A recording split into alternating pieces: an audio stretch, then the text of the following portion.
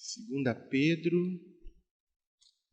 1, versículos 20 e 21, que diz assim: sabendo primeiramente isto, que nenhuma profecia da Escritura é de particular interpretação, porque a profecia nunca foi produzida por vontade de homem algum, mas os homens santos de Deus falaram inspirados pelo Espírito Santo.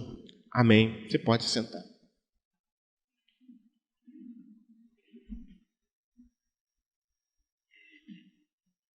Como nós falamos, hoje a gente inicia essa série e vamos tratar dos 10 princípios. Hoje a gente vai tratar do primeiro princípio, que define uma igreja bíblica e cristã.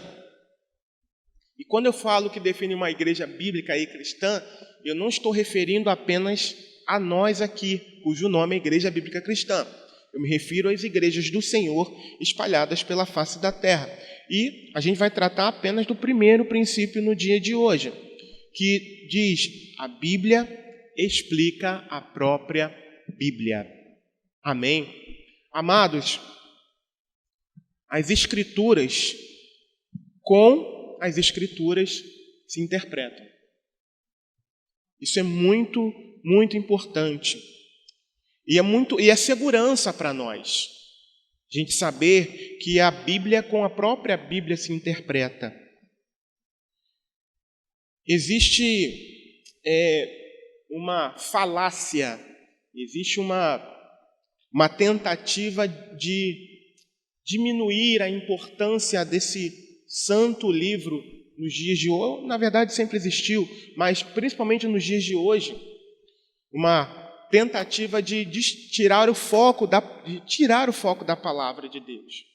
Mas nós não podemos nos deixar ser influenciados por esses que são inimigos da cruz, por esses que são inimigos de Cristo, e muitas vezes usam o nome do Senhor para tentar desvirtuar, para tentar distorcer, desmerecer a palavra de Deus. Tem gente, por exemplo, que diz que não crê nesse santo livro porque ele foi escrito por homens. A gente fala, não, é a palavra de Deus. E de fato é a palavra de Deus, e eu creio nisso. Mas tem gente que vem, que nada, que palavra de Deus o quê? Foi o homem quem escreveu. Sim, mas por quem ele foi usado? São 66 livros, e escrito por mais de 40 autores, durante um período de 1.600 anos. Como um santo livro desse se completaria com culturas diferentes, com mentes diferentes, com condições sociais diferentes, se não for pelo Espírito de Deus? Olha o tempo que levou para que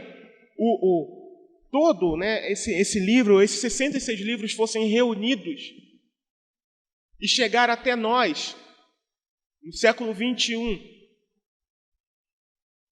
de Gênesis a Apocalipse, apontando para uma pessoa, para Cristo, mostrando que o homem precisa se arrepender de seus pecados e se voltar completamente para aquele que é o único que pode nos salvar, Jesus Cristo. Como seria possível que durante todo esse tempo houvesse coesão de Gênesis a Apocalipse, se não for por uma obra sobrenatural de Deus? Logo, no meu entendimento, embora Deus tenha usado homens, e santos homens, diga-se de passagem, esse livro foi gerado no coração do nosso próprio Deus. E é a revelação pura que Ele quis deixar para toda a igreja do Senhor. E o texto que a gente leu aqui fala que, ou melhor dizendo, E eu digo à amada igreja que não há maior profecia do que essa que está ao alcance das nossas mãos, a Bíblia Sagrada. Existem pessoas que são religiosas e que querem buscar alguns lugares e dizem, e inclusive eu já ouvi de pessoas, mas a sua igreja não tem profecia. Só que ela se refere àquelas pessoas que são usadas por Deus, que nós cremos, amém? E que se levantam e dizem alguma coisa. Mas a maior profecia, irmãos, é essa aqui, é a palavra. Mas na sua igreja não tem profecia? Tem. E glória a Deus por isso, pela misericórdia do Senhor, porque a maior profecia é a palavra de Deus. Então, nós devemos compreender a Bíblia pela própria Bíblia. É claro que em alguns momentos existem textos um tanto quanto difíceis de se entender. Mas precisamos, em primeiro lugar, orar, conhecer a cultura de onde se passou. Eu não quero me aprofundar tanto nessa questão, mas só para que os irmãos tenham ideia. O período, o povo, a circunstância do qual determinado texto foi escrito, ou livro, tudo isso é importante para nós. Mas uma coisa é certa, irmãos, a Bíblia explica a própria Bíblia. Amém? Eu quero ler com vocês aqui algo que nosso pastor escreveu e diz assim: a Escritura com a Escritura se interpreta, não sendo a mesma de particular interpretação de homens, pois não podemos interpretar um texto fora do seu contexto, seja a nível interno, escriturístico, seja externo, a nível histórico e cultural. Então, a gente precisa olhar para a palavra pela palavra. É o princípio básico. E eu quero advertir também aqueles que um dia, de repente não tão longe, esperam estar ensinando, ministrando a palavra. É importante que você preste bastante atenção nessa série, nessas aulas que a gente vai trazer, para que mais à frente não haja problemas. Porque, infelizmente, já aconteceram algumas coisas em que esse material já havia sido ensinado e quando foi se cobrar de algum professor da escola bíblica, ele se achou no direito de querer, questionar, a nossa cobrança. Mas já estava tudo registrado, tudo escrito, tudo definido. Mas pela inobservância desse ensinamento, esse irmão acabou entrando por um caminho diferente daquilo que fora ensinado aqui. Então, isso serve tanto para o ministério de louvor, tanto para aqueles que querem trabalhar com evangelização, aqueles que trabalham com ensino, seja de criança, de jovens, adolescentes. Irmãos, a Bíblia pela própria Bíblia e ponto final. Amém? A Bíblia pela própria Bíblia. Leia um texto, leia 10 vezes, leia 15 vezes, 20 vezes, em oração, pedindo a revelação de Deus que o Senhor dá. Amém? Que o Senhor dá. Mas que todas as vezes que nós fomos preparar um estudo, todas as vezes que nós fomos ministrar para alguém na rua, seja num grupo de evangelismo ou do Projeto Amor, que em nome de Jesus o Senhor vai levantar pessoas, assim eu creio, seja para louvar ao Senhor, sempre tendo como base a Escritura, e sempre assim, amém? Em nome de Jesus, sempre com base na Escritura. E eu quero convidar você para abrir Lucas 4, 21. Então começou a dizer-lhes: hoje se cumpriu esta Escritura em vossos ouvidos. Lembra que eu acabei de dizer que a Escritura com a Escritura se interpreta? Jesus estava falando a respeito de uma profecia que fora ministrada através do profeta Isaías. E a gente encontra nos versículos anteriores, e a gente encontra Lucas 4, 17 ao 19. Então, você vê que pela Escritura, Jesus estava mostrando para aquelas pessoas, através da Escritura, que aquela profecia estava se cumprindo nele. Então, você vê que a Bíblia se explica pela própria Bíblia. Jesus lendo o profeta Isaías, mostrando ali que estava se cumprindo através dele, que aquilo que fora profetizado estava sendo fora retratado a respeito dele. Eu preciso ler também. E foi-lhe dado o livro do profeta Isaías, e quando abriu o livro, achou o lugar em que estava escrito: o Espírito do Senhor é sobre mim, pois que me ungiu para evangelizar os pobres, enviou-me a curar os quebrantados de coração, a pregar liberdade aos cativos e restauração da vista aos cegos, e pôr em liberdade os oprimidos, e anunciar o ano aceitável do Senhor. Amém? Então, é muito importante, irmãos, nós termos essa compreensão de que a Bíblia explica a própria Bíblia. Você quer ver uma outra coisa? Dentro dessa explicação, tem muita gente que procura, digamos, estar em contato com Deus, que procura uma vida de espiritualidade, vamos dizer assim, vou usar esse termo, mas que foge do padrão das Escrituras.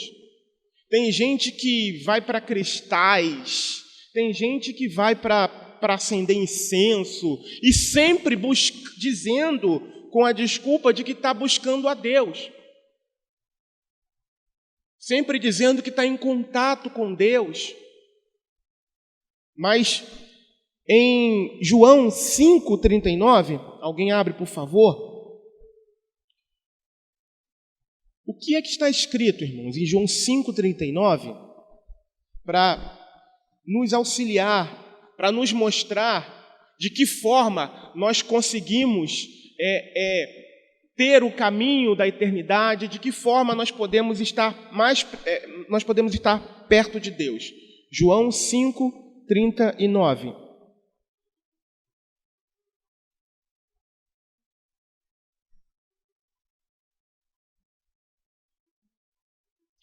Examinai as Escrituras, porque vós cuidais de ter nela a vida eterna, e são elas que de mim testificam. João 5,39. Então, as pessoas que buscam, vai num lugar, vai em outro, acende incenso, acende vela e faz obrigação e faz caridade, são pessoas que têm negligenciado o exame da Escritura, porque ela aponta, nela está o caminho para a vida eterna. Nela está o caminho de volta para Deus, através de Jesus Cristo. É através da Escritura, irmãos, que nós somos confrontados acerca do nosso caminho.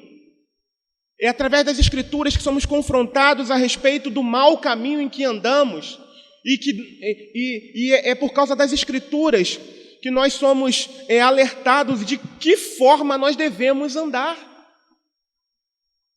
Não é pelo achismo do homem, não é porque pela sinceridade do homem. É claro que Deus também vê essa questão da sinceridade. Mas não é a pura e simples sinceridade do homem que vai o conduzir para Deus e, por fim, a vida eterna, a salvação. Não é. Mas é a observância da palavra, é a observância da lei de Deus. E se nós andarmos na lei de Deus, estamos nele, cumprirmos, estamos nele. E como? E de que forma a gente tem essa segurança? Por causa da Bíblia, por causa da profecia, por causa da Escritura, por causa da maior fonte de revelação que Deus deixou para nós. Você não quer errar o alvo, você não quer errar o caminho. Ai, quantos de nós já não ouvimos pessoas dizer, puxa vida, será que eu estou no caminho certo? Será que eu estou servindo na religião correta? Talvez até mesmo alguns de nós aqui dentro já fizemos essa pergunta. E a resposta é, examine a Escritura, porque vocês cuidarão de ter nela a vida eterna. E são elas que dão testemunho do Senhor. O próprio Jesus disse isso.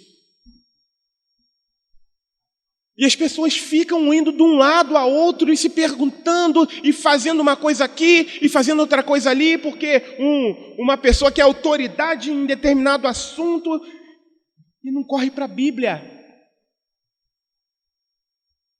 E olha a Bíblia dizendo a respeito dela mesmo, Jesus dizendo a respeito da própria Escritura, examinem as Escrituras.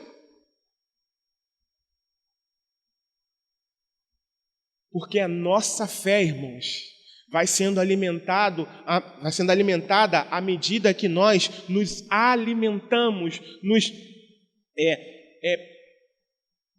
nós devoramos a palavra de Deus. Nós somos inundados pela palavra, mediante a ação poderosa, sabe de quem? Do Espírito Santo. Porque também não adianta ler por ler, irmãos. Mas a gente precisa ler com a motivação correta, até porque existem ímpios que já leram a Bíblia toda e que conhecem da letra, mas estão mortos porque lhes falta o Espírito. Então nós devemos examinar as Escrituras guiados com o autor do nosso lado, que é o Espírito Santo de Deus. Amém? Para que possamos ter a vida eterna. Em 2 Coríntios, capítulo 2, versículo 17, esses textos eu quero deixar claro que estão no... William, me empresta aqui. O meu eu não sei onde eu deixei. Eu estava usando ele ontem. Como eu falei, nosso pastor já deixou tudo mastigadinho para a gente. Glória a Deus.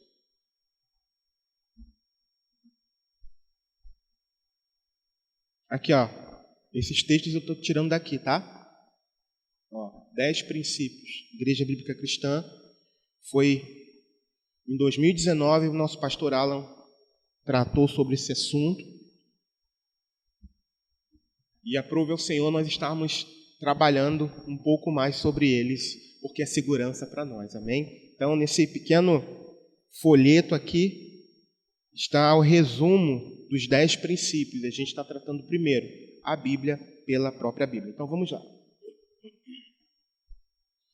2 Coríntios, capítulo 2, versículo 17. Porque nós não somos como falsificadores da palavra de Deus, antes falamos de Cristo com sinceridade, como de Deus, na presença de Deus. Paulo, tratando aqui com os irmãos da igreja de Corintos, dizendo que ele não falsificava a palavra. E para que nós não venhamos a incorrer nesse erro, né, nesse pecado, nós precisamos, irmãos, ler, entender e explicar a Bíblia pela própria Bíblia. Amém? Outro texto também que é muito, mas muito interessante é Gálatas 1:8, por favor. Mas ainda que vós mesmos ou um anjo do céu vos anuncie outro evangelho além do que já vos temos anunciado, seja anátema. Todos aqueles que pegam a palavra de Deus e a distorcem para o seu bel prazer, esses são considerados anátema. E o que significa anátema? Alguém sabe? Malditos. Muito bem. Então, quem pega a palavra e distorce um texto para cumprir um propósito, de repente, do seu próprio ministério, daquela determinada igreja, é um maldito. Porque não está usando de sinceridade, da verdade. A gente vai ver algumas situações, poucas, como eu disse, nós não vamos esgotar o assunto. Há algumas situações em que há, muitas das vezes, eu não vou nem considerar como distorção, dependendo de quem seja. Mas existem algumas situações em que a pessoa faz uma interpretação errada do texto, porque pega ele isolado. A gente vai ver logo daqui a pouquinho. Mas então, irmãos, por exemplo, só um exemplo. Para que Jesus veio? Me ajudem, por favor. Por que Jesus abriu mão da sua glória, se tornou semelhante a um ser humano como nós, e diz o texto, não teve como por usurpação ser igual a Deus? Por que ele veio em carne, homem, habitou entre nós, nasceu sem pecado, viveu sem pecado, morreu sem pecado e foi crucificado? Por que ele derramou um sangue precioso? Para que ele derramou um sangue precioso por nós? Para que ele fez isso? Por favor, me ajudem. Sim, vamos lá. Foi simplesmente para que quando eu viesse para a igreja, eu fizesse a vontade de Deus, Ele me desse um carro? Foi para isso? O Deus que se encarnou, Ele veio para essa terra, simplesmente para passar, para sofrer tudo que Ele sofreu, para se humilhar da forma que Ele se humilhou, se tornando um ser humano. Justamente para que eu viesse para a igreja e falasse: Deus, eu quero um carro, eu quero uma Ferrari. Olhei para o pastor Marconi e lembrei: eu quero uma Ferrari, Deus. Senhor, eu quero uma Ferrari. O Senhor tem que me dar uma Ferrari. Foi para isso, irmãos? Ou então, Deus, eu fui ali deixa eu pensar o nome de um lugar aqui legal. Eu fui em São João da Barra. Que lugar maravilhoso. Deus, eu vi umas casas lá. O Senhor vai ter que me dar uma daquelas casas lá, que de vez em quando eu quero estar indo para lá. E a pessoa... Gente, o foco não é esse. Deus tem poder para fazer? Tem.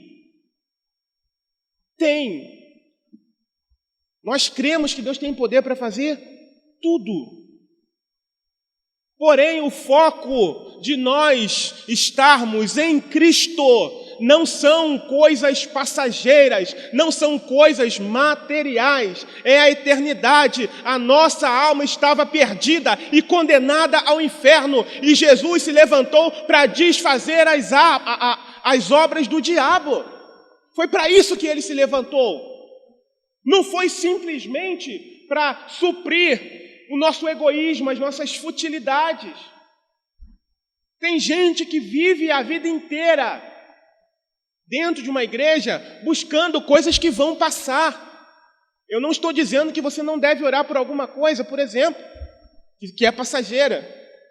Mas o nosso foco não são as coisas que vão passar. O nosso foco é aquilo que vai ficar para sempre, a eternidade com Cristo. E através das Escrituras, nós somos moldados a andarmos conforme a vontade de Deus e não nos desviarmos dela. Então nós devemos tomar cuidado.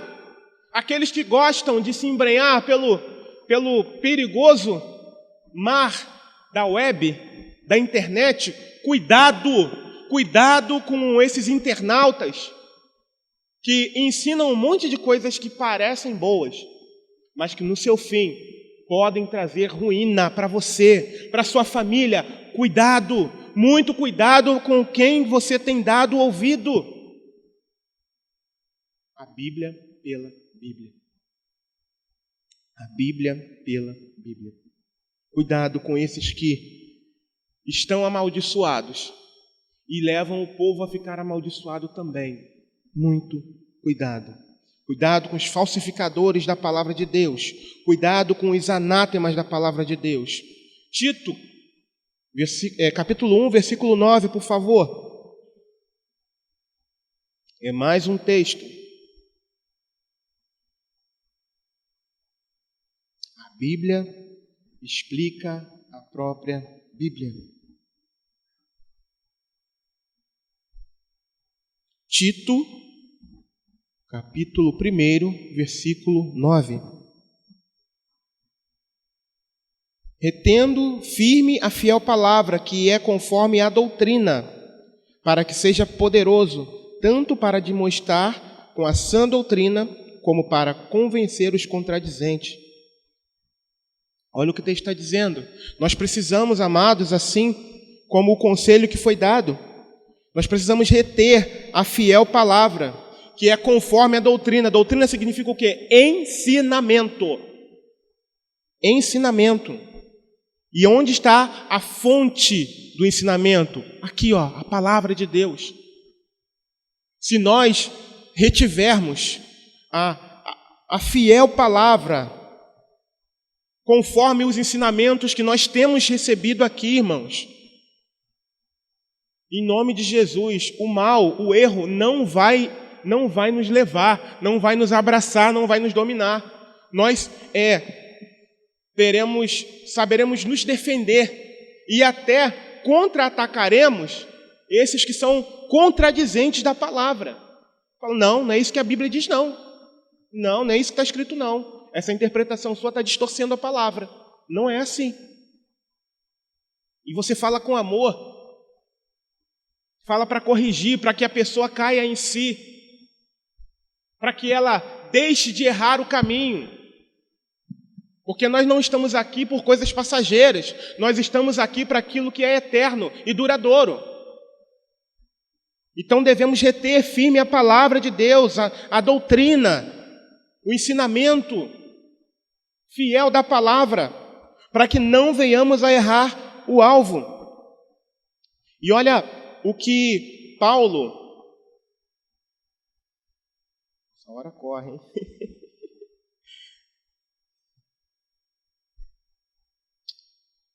Eu vou pular aqui, tem mais duas referências, mas eu vou pular por conta do horário. Vamos lá. Eu quero ler aqui Apocalipse.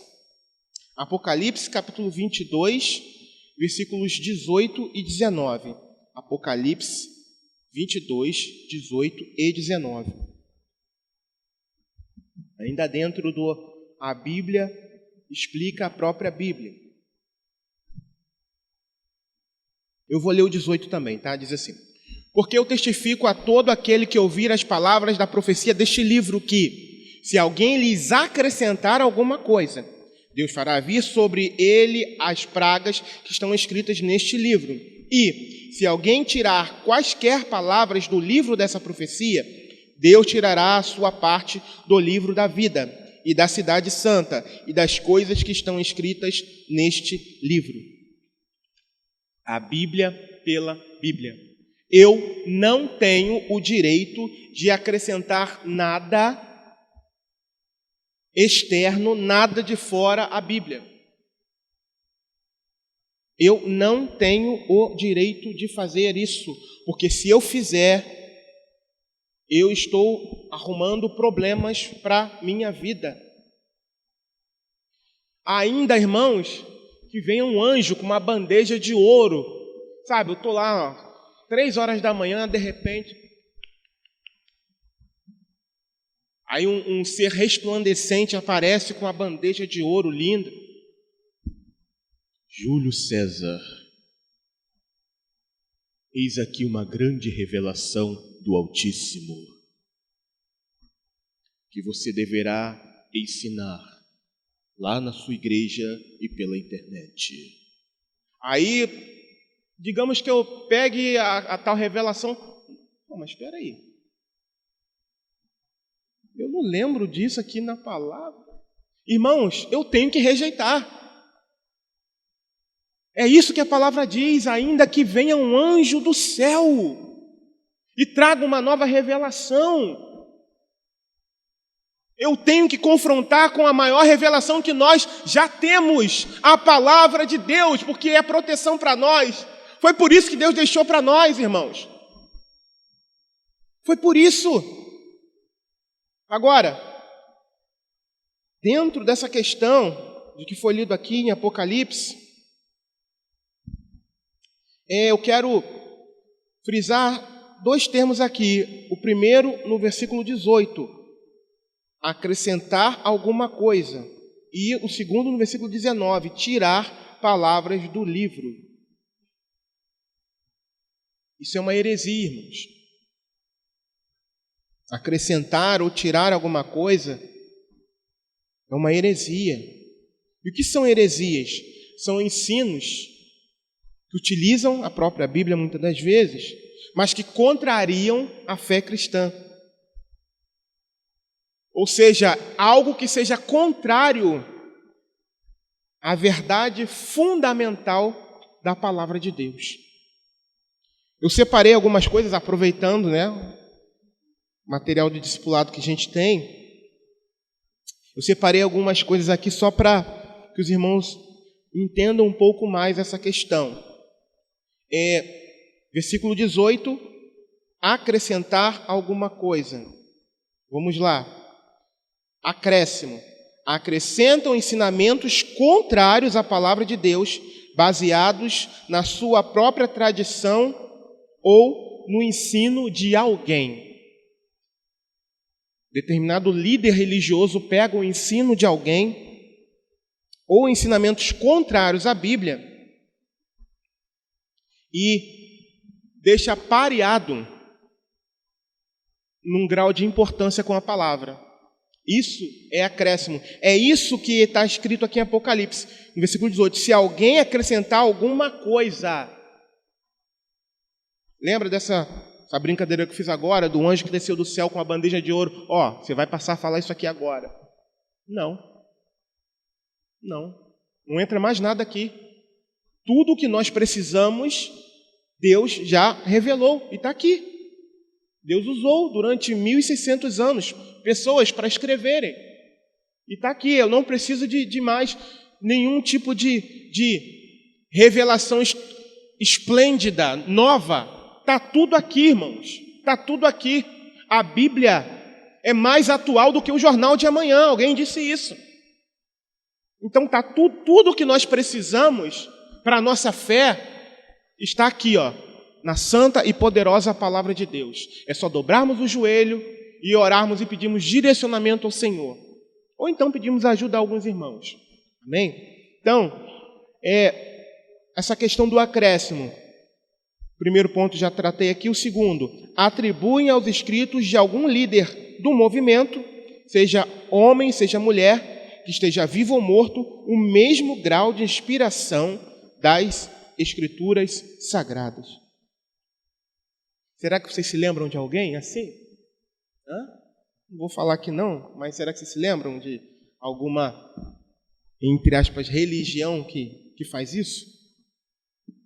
Próximo ponto dessa questão do acréscimo. Desmerecem a Bíblia Sagrada como suficiente para se adquirir o conhecimento que ensine o caminho da vida, preferindo orientar seus membros que leiam o que é produzido pela própria organização, seja por meio de livros, revistas ou sites, como se isso fosse indispensável para a salvação. Será que vocês conseguem entender de quem eu estou falando?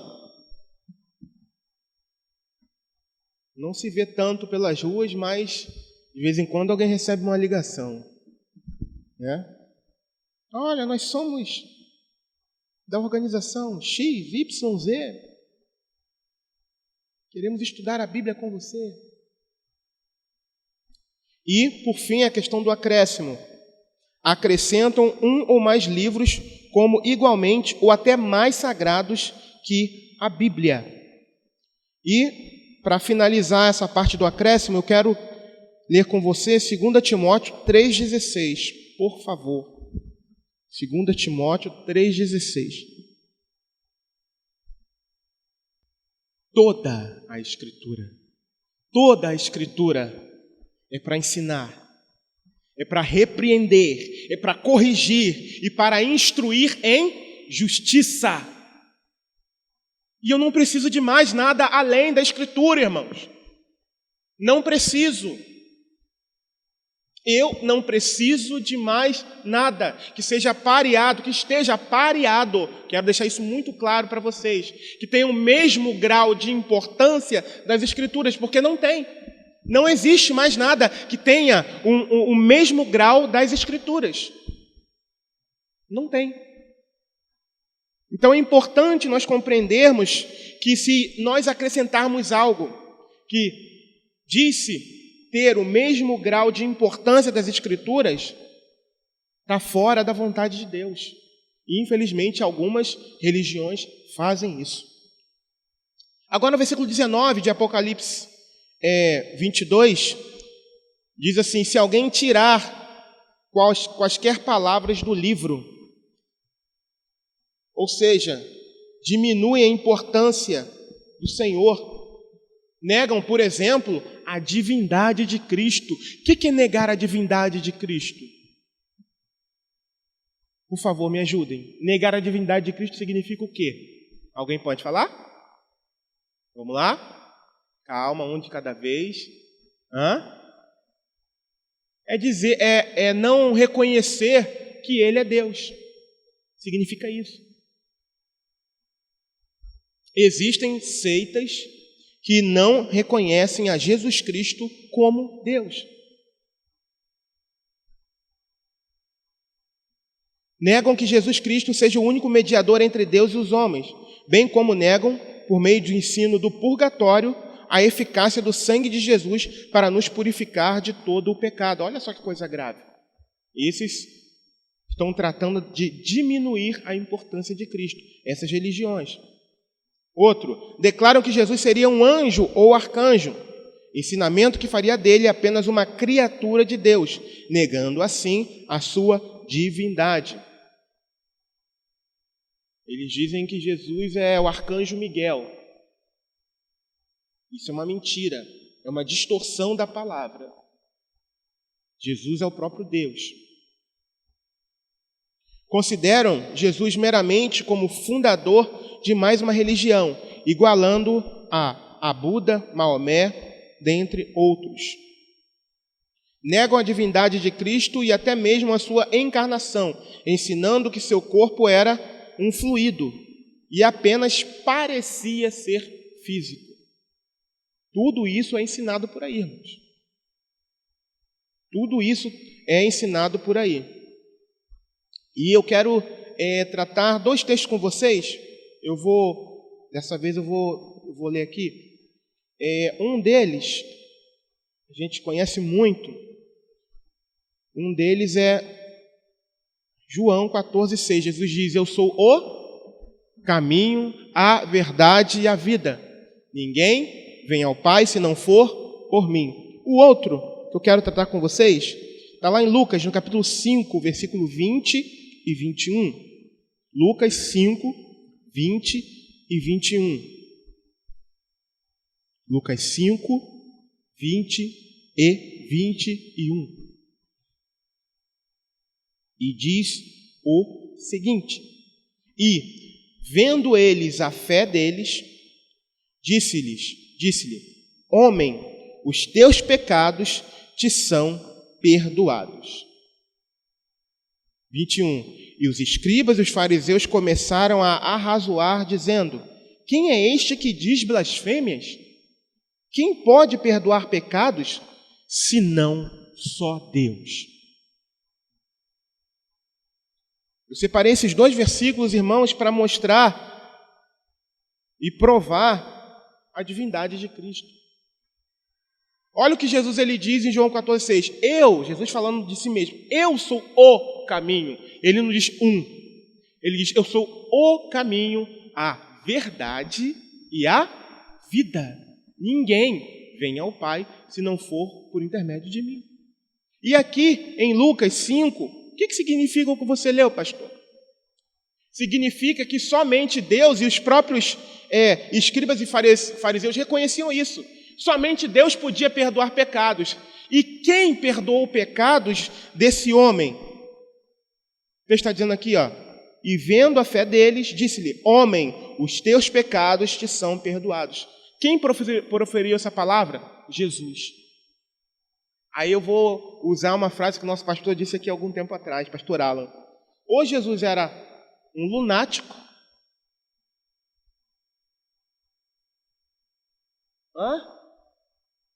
ou era um mentiroso, obrigado, tinha esquecido. Ou Jesus era um lunático, ou ele era um mentiroso, ou ele era Deus. E é Deus. É Deus. Ele não é um lunático e também nem tampouco um mentiroso. Sobrou a terceira opção. Ele é Deus. E os próprios fariseus, pensando em criticá-lo, tá? Falaram isso a respeito dele, dizendo que ele estava blasfemando. Não, ele é o próprio Deus. Por isso que ele perdoava pecados. Então você vê que nessa questão da adição e da subtração, todos eles estão errados e vão prestar contas com Deus, porque está escrito isso que nós acabamos de ler aqui em Apocalipse, capítulo 22, 18 e 19. Amém? Então, não caiam nessa falácia, não caiam nessa estratégia, tá? Não caiam nisso, em nome de Jesus. Agora, a última parte. Exemplos de passagens retiradas do seu contexto. Vou pular algumas por conta do horário. A gente precisa finalizar essa aula hoje. E eu ainda quero dar oportunidade para vocês também, quiserem acrescentar alguma coisa ou perguntar. Isaías 53, versículo 5.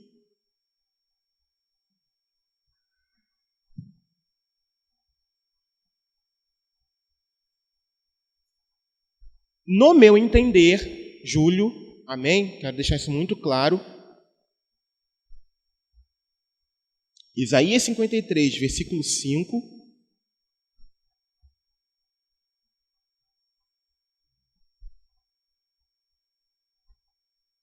Eu vou ler primeiro, depois eu falo.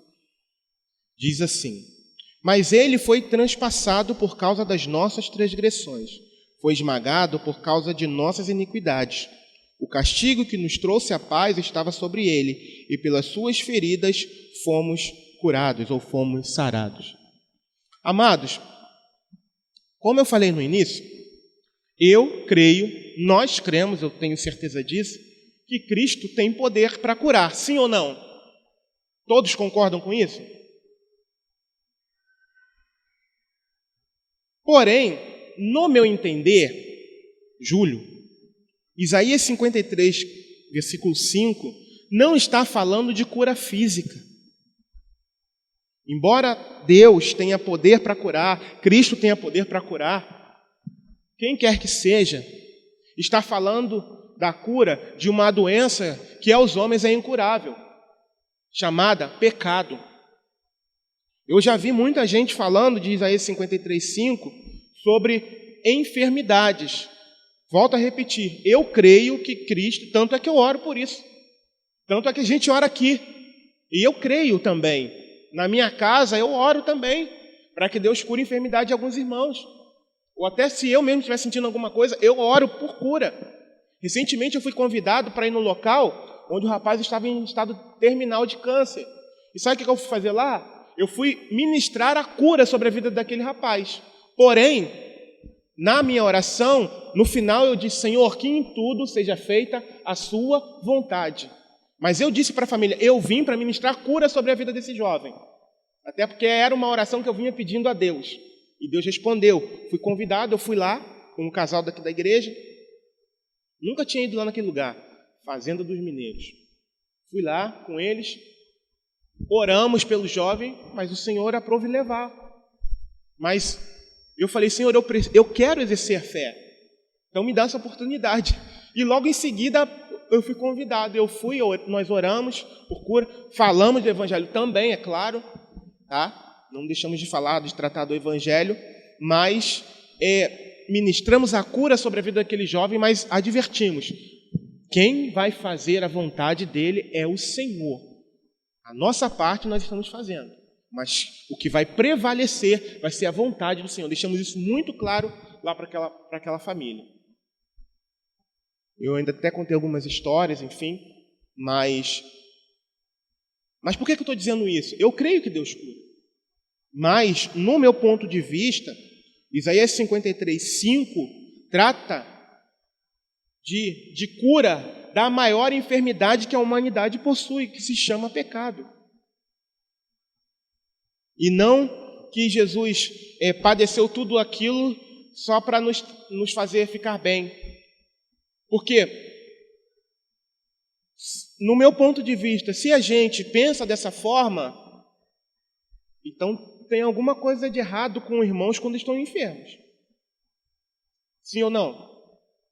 Então tem. Tem alguma coisa de errado com a minha esposa, que teve câncer. E com outros irmãos que tiveram a mesma doença também. Com a irmã que vai fazer um exame arriscadíssimo. Tem alguma coisa de errado. Tem alguma coisa de errado com os santos que morreram por conta de alguma enfermidade. Irmãos, é na alma. É na alma. Enfermidade da alma, o pecado. Então, no meu ponto de vista, Isaías 53 trata da doença chamada pecado. Amém? Embora Jesus também possa curar enfermidades no nosso físico. E nós cremos nisso e nós oramos por isso. Deixar isso muito claro em nome de Jesus. Outra. O versículo... Aqui. Mateus 6:33.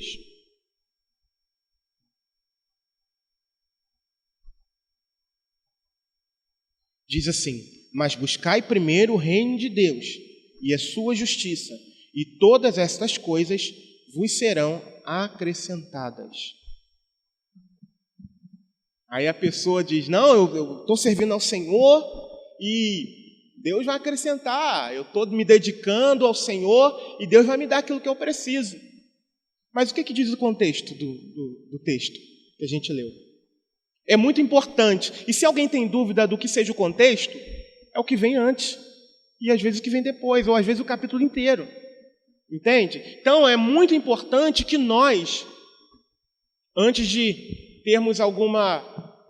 Estamos lendo, né? Aí tem um texto que às vezes salta aos nossos olhos. É como se ele ficasse destacado assim, de repente. Nossa! Que revelação maravilhosa! Leia o contexto primeiro. É aquilo mesmo que você está lendo? Porque se a gente isola esse versículo, se a gente isola ele, nossa, que maravilha! A gente serve ao Senhor, a gente se dedica ao Senhor, e tudo aquilo que eu quero me será acrescentado. Mas não, irmãos, não é isso que o texto diz. Que o contexto diz. O contexto diz o seguinte, versículo 31. Diz assim, não andeis inquietos dizendo o que comeremos, ou o que beberemos, ou com o que nos vestiremos. Olha aí. Porque todas essas coisas os gentios procuram. De certo, vosso Pai Celestial bem sabe que necessitai de todas essas coisas. Mas buscai primeiro o reino de Deus e a sua justiça, e todas essas coisas vos serão acrescentadas. Não vos inquieteis, pois, pelo dia de amanhã, porque o dia de amanhã cuidará de si mesmo. Basta a cada dia o seu mal. Então, lendo um contexto aqui bem breve, do que o texto de Mateus 6,33 está falando? Alguém pode me ajudar? Alguém? Glória a Deus! Glória a Deus! São nas necessidades básicas. Necessidades básicas. Então não é porque eu estou fazendo a obra de Deus que... Eu ouvi alguém falando, não, agora Deus vai te dar um carro zero. Meu carro se queimou, pegou fogo, perda total. Não, agora Deus vai te dar um carro zero. Irmão, graças a Deus não tem faltado nada na minha casa. Graças a Deus, não tem faltado nada. O carro foi embora, me faz falta? Sim, faz. Mas tem vários irmãos que têm me ajudado em relação a isso. Vários. Não é só uma pessoa. Vários. Tem gente que me deixa até constrangido. Né, varão de guerra? Até constrangido. Já andei aí nos 3 ou 4 carros diferentes para fazer alguma coisa, para sair para comprar alguma coisa, enfim. Então não tem me faltado nada, nem o carro, mesmo que não seja meu. Então, não foi porque eu estava... E detalhe, no dia que meu carro queimou, eu estava aqui. Estava trabalhando aqui, fazendo uns reparos ali, elétricos, estava com o irmão. Eu peguei o carro, eu ia lá num bairro próximo aqui para comprar um negócio que estava faltando. E chegou ali na frente, pá, estourou a mangueira de combustível e foi embora. Aí por isso, não, agora... Aí eu vi, não, Deus vai... Aí teve um rapaz muito interessante que parou ali. Rapaz, eu não consigo entender. Você está tão tranquilo. Eu vim, almocei enquanto o carro estava pegando fogo ali. Eu falei, meu irmão, vamos voltar lá para dentro para trabalhar. Estava com o eletricista aqui. Falei, eu não posso fazer mais nada. Vamos continuar trabalhando, vamos finalizar o serviço. Aí o cara, rapaz, se fosse eu, não ia nem dormir. Eu falei, eu vou. Eu vou dormir e graças a Deus vou dormir muito bem. Em nome de Jesus. Estava com fome, vim almoçar. Sabe por quê, irmãos? Porque coisas passam e a gente tem que ter em mente isso. Faz falta? Sim, faz. Está me fazendo? Sim, está. Mas coisas passam, coisas acabam. Isso aqui, ó, acaba. Meu telefone queimou no carro também. Graças a Deus me presentearam, minha mãe me presenteou, né? Bíblia queimou. Aí teve uma irmã que chegou para mim aqui, pastor. Eu fui lá, comprei outra, essa aqui, ó. E Deus usa, irmãos. Então você vê, até nas coisas ruins, a gente vê Deus operando. Ou que parecem ser ruins. E eu sou testemunha disso. Eu tenho visto. Então eu não posso reclamar. Porque não tem me faltado nada. Apesar do que aconteceu, nada. Nem o próprio carro. Amém? Então, irmãos, é muito importante nós entendermos que o cristão pode ter perdas, e perdas significativas. O carro, para mim, não é perda significativa. Perda significativa é saúde, vida, salvação. Isso é perda significativa. Então, o cristão pode ter perdas de coisas assim? Sim. Alguém falou para mim, poxa, seu carro queimou. Eu falei, rapaz, infelizmente. Falei, tinha que acontecer com alguém. E o escolhido da vez fui eu.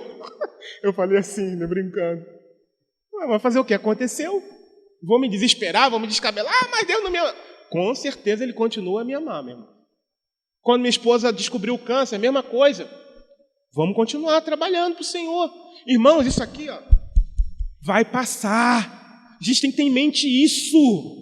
Jesus, Ele não veio para preservar isso aqui. Isso aqui está condenado. Vai ficar na terra. A Bíblia declara que o nosso corpo será transformado num corpo de glória.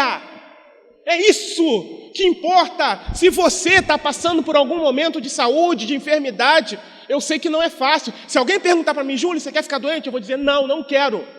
Não quero. Poxa, você fala dessas coisas, mas você quer ficar... Não, eu não quero. Mas e se eu descobrir alguma enfermidade, irmãos? Eu vou fazer o quê? Eu vou abandonar o meu Deus, aquele que me dá a salvação, aquele que mesmo que eu morra por conta daquela determinada enfermidade, tem uma promessa, se eu estiver ligado nele, Jesus diz, eu sou a ressurreição e a vida, aquele que crê em mim, ainda que esteja morto, viverá. Então por que eu vou ficar, tão grudado com coisas aqui dessa terra? Por quê? Então, cuidado para que você não permita que o seu coração se encha de mentira. E às vezes até quando pessoas usam a própria palavra. Amém? Para finalizar, já falei bastante. O último texto aqui tinha mais uns 2 ou 3, mas a hora já não permite. Para finalizar, esse está bem dentro do contexto, né? Filipenses 4,13, né? É um texto que muitos usam de forma triunfalista. Posso todas as coisas naquele que me fortalece. Quantas vezes, desde criança, irmãos, eu já ouvi esse texto, né? Não, nem sempre, mas em muitas vezes, de forma triunfalista. Posso conquistar, posso ter, mas o contexto não fala sobre isso. Versículo 11 diz assim: não digo isto por necessidade, Olha o que o Paulo diz: porque já aprendi a contentar-me com o que tenho. Olha o que ele está dizendo: eu aprendi a contentar com aquilo que eu tenho. Vamos lá, continuar. Versículo 12: sei estar abatido, e sei também ter abundância. Em toda maneira, em todas as coisas estou instruído, tanto a ter fartura, como a ter fome, tanto a ter abundância, como a padecer necessidade. Posso todas as coisas naquele que me fortalece. Então, o contexto do versículo 13 é tudo isso aqui. Tendo ou não tendo, ele pode todas as coisas em Deus que o fortalece. E o mesmo tem que se aplicar em nós. Tendo ou não tendo, nós devemos confiar no Senhor. Nós devemos bater no peito e dizer: eu posso todas as coisas naquele que nos fortalece. Amém? Pai, nós te agradecemos, ó Deus, por essa manhã, por esse momento, Pai amado, de estudos, ó Senhor amado, aqui, em que tentamos mostrar para a Tua igreja, Senhor, o quanto é importante entendermos o contexto, que precisamos ver o contexto e aplicar o contexto, Senhor, naquele texto que a gente leu e sabermos que a Bíblia explica a própria Bíblia, Pai. Obrigado, Senhor, por esse momento. Obrigado pela vida de cada um aqui presente. Em nome de Jesus, eu peço. Amém e amém.